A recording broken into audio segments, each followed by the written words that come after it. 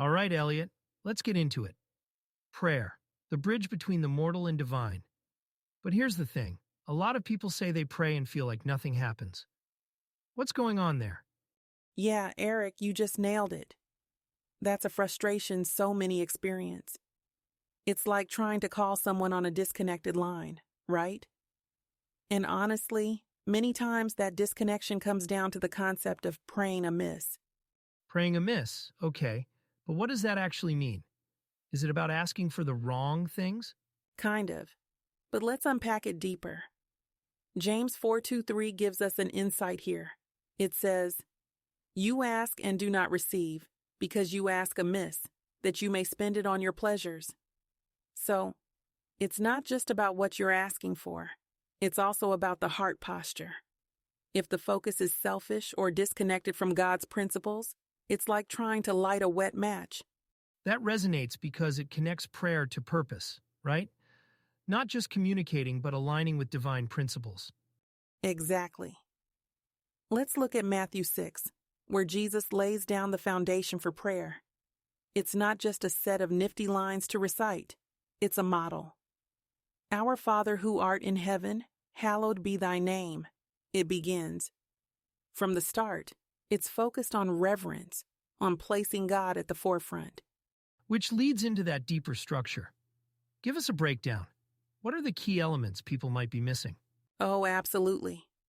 First off, there's recognition, recognizing who God is. Then it transitions into surrender. Thy will be done. It keeps running on trust and dependence, daily bread, forgiveness, and ultimately lands on divine protection and deliverance. What's amazing about this model is it doesn't center on us. It centers on God, His sovereignty and provisions. So by shifting from self-focus to God-focus, prayer becomes more of a relationship thing, less like a grocery list to heaven. Exactly. That alignment, that's how you move from just saying prayers to effective communication. But, Eric, let me add something more. It's about the heart going into it. Psalm 24 asks, "Who may ascend the hill of the Lord?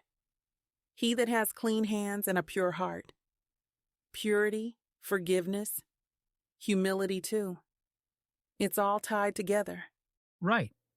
So it's almost like the preparation for prayer is just as important as the prayer itself. Checking your motives before asking for what you want. Couldn't have said it better. And that's where forgiveness becomes vital too.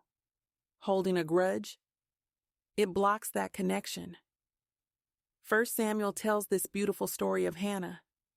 She prayed in raw sincerity. Her voice was barely audible, but God heard her heart. That kind of preparation, it's essential. And maybe that's the real takeaway here. Prayer isn't just words. It's the condition of your heart, the alignment of intentions with God's principles. It's so much bigger and deeper than people might realize. Exactly, Eric. It's the lifeline. Psalm 65 says, "O you who hear prayer, to you all flesh will come."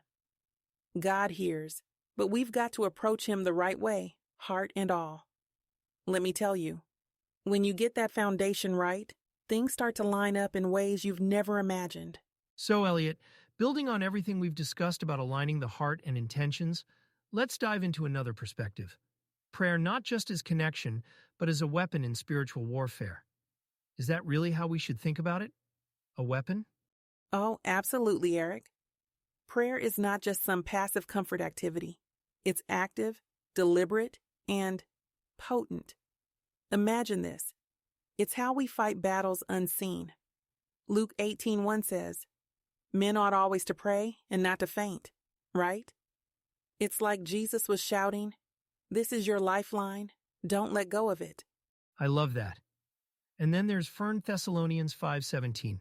Pray without ceasing. That's persistence. But why the emphasis on nonstop prayer? Because life doesn't stop throwing blows, Eric. Think about James 4:7. It says, "Submit yourselves therefore to God. Resist the devil, and he will flee from you." That resistance, it's powered by prayer. It's how you call on divine aid to hold your ground. There's no pausing in the spiritual realm because your adversary doesn't pause either. That makes so much sense. And it's not always about resisting, right? Sometimes it's about breaking chains like Paul and Silas in Acts 16. Exactly. Picture this. Midnight, they're in prison, feet in stocks after being beaten, but instead of sinking into despair, they're praying and singing hymns. Acts 16 says, the prison literally shook, the doors flew open, and every chain broke. That's the tangible power of faith-driven, consistent prayer. Walls collapse, barriers lift. And it's not just individual breakthroughs. Collective prayer can change outcomes too, right? Like when Peter was in prison in Acts 12? Oh, yes. The whole church was praying for Peter. And boom, an angel walks into that cell, smacks Peter awake, and leads him right out. The iron gate opens by itself. That's the power when a group aligns their prayers. Eric. It's like multiplying voltage, one voice amplified with others, creating a divine resonance. So there's real strength when you war, not just with prayers, but also with faith and prophecy, isn't there? Exactly. Look at 1 Timothy 1:18. Paul tells Timothy to war with the prophecies spoken over him. There's a fight involved in bringing all those divine words into reality. Let's be real. Nothing just lands in your lap. Prayer is how you contend for what's written or promised in the spiritual realm. So it's both defense and offense, resisting the enemy, but also actively claiming what's ours. That's incredible when you think about it. It really is, Eric. Prayer gives you access to divine strategies, divine power, and divine timing. When we wield it with consistency, our battles don't stand a chance. Spiritual forces retreat, whether we're binding chains or praying open-locked gates. It really all comes together. Persistence, faith, even prophecy. I think what's most important is weaving it into life. Keeping that lifeline open always. Couldn't agree more. We'll never go wrong leaning on prayer, and from here, it's just taking it higher. Let's look next at how fasting amplifies this weapon even further. Things get real intense. Elliot, last time we delved deep into prayer as a weapon in spiritual warfare, and it was clear how foundational it is. Now, as we take it further, let's explore something you hinted at earlier. How does adding fasting to prayer elevate that spiritual power? That's a great setup, Eric. Fasting, as old school as it may sound, is transformational when paired with prayer. Think of it like adding fuel to an already roaring fire. Isaiah 58:6-8 describes fasting as a means to loose the chains of wickedness, undo heavy burdens, and break every yoke. Fasting sharpens our spiritual focus and clears the clutter from our hearts and minds, priming us to connect deeper with God. It's the ultimate amplifier. So it's not about the hunger itself, but more about what that hunger allows us to tap into. Exactly. It's not about depriving your body. It's about feeding your spirit.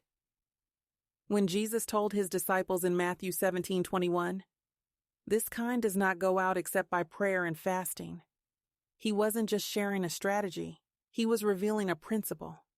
Certain battles, the especially stubborn ones, require that extra spiritual depth.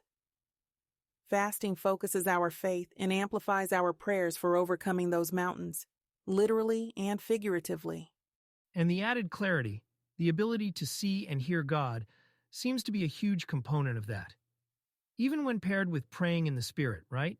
Oh yes, praying in the Spirit takes it even further. Romans 8:26 tells us that the Spirit helps in our weaknesses. Sometimes we don't even know what to pray for, but when the Spirit intercedes for us, through groanings or even tongues, we're praying directly in alignment with God's will. Ephesians 6:18 also encourages us to pray always in the Spirit, showing how it's a dynamic part of spiritual warfare. Now combine that with fasting, and you're turning up the frequency. You're in that zone where heaven and earth align. That makes sense. And it's not theoretical, right? So many testimonies give evidence of this in action. People healed, breakthroughs where every logical path seemed blocked. Absolutely. Take the story of that lecturer I read about, suffering from years of debilitating stroke until she committed wholeheartedly to a night of prayer and fasting. Her healing was so dramatic that it shocked even the skeptics around her. When communities or individuals embrace fasting and collective prayer, miracles follow. They really do. It's like an engine that powers extraordinary outcomes. Fasting, prayer in the Spirit, and faith working in concert to achieve what logic could never explain.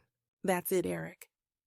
And collectively, when communities engage in that synergy, the results amplify even further. It's why stories like Peter's miraculous jail escape resonate so much, even today. The power of a united, Spirit-led front in prayer and fasting, it's unstoppable. So, tying this all back, prayer thrives on intentionality. Whether that's through fasting, praying in the Spirit, or just staying persistent. It's about tuning into God's rhythm, right? Spot on. Whether you're fasting, praying in the Spirit, or standing together as a community, you're showcasing trust. Trust that God hears, responds, and moves. It's less about what you're giving up and more about the space you're making for Him to fill. That's where transformation happens. And that's the perfect way to cap this conversation. Prayer, fasting, faith, it's all about aligning ourselves with God so that His power flows through us, right? Exactly, Eric. When you approach prayer this way, it's no longer just a ritual. It becomes a bridge where heaven truly meets earth. And on that note, let's remind our listeners, it's not about perfection. It's about showing up sincerely and consistently, because that's when miracles unfold, every time.